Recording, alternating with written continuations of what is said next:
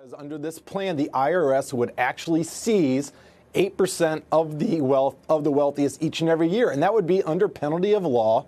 The IRS has their own armed agents, and if you refuse to comply, you will spend time in prison. Joe, that won't go far enough for Bernie, because we want no more. How do you get to where we have no more billionaires? How do you actually do that in practice? I mean, if he's going to talk the talk, how do we actually do that? I want to do that. How are we going to do it? You make sure they leave the country. That's yeah, that's a good way to do it. Who needs them anyway? Well, I think what's also really fascinating with this is the amount of money that it raises between $2.6 and $4.3 trillion over 10 years.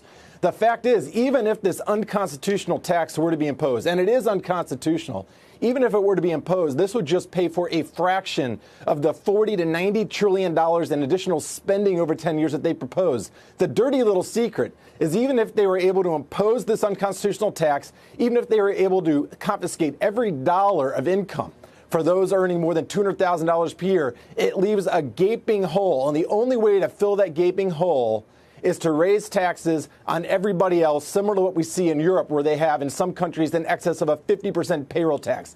That's the dirty secret that they don't want to discuss. Well, if we could do some good, that doesn't sound that bad, Joel. If we could definitely make sure. I mean, we can raise taxes on everyone if that's what we need to do. Do you have a good idea what to do with the money, Vanessa? In the past, it hasn't been so great the way we seem to. I mean, the fact is that the payroll tax, Bernie Sanders has talked about it. It's far from a secret. It's quite clear in his plans.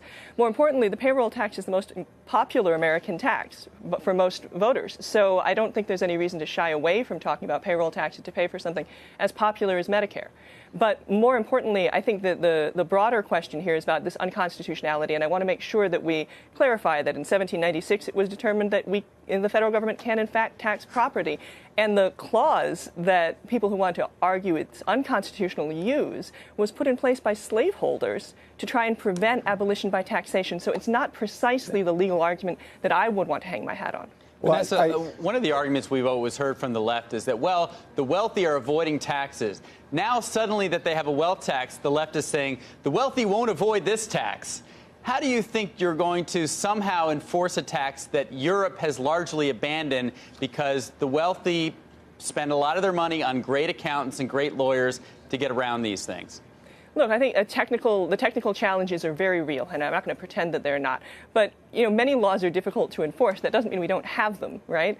So if we think that this is a good idea, if we think that it's important to reduce wealth inequality, then this is probably a great route to get there.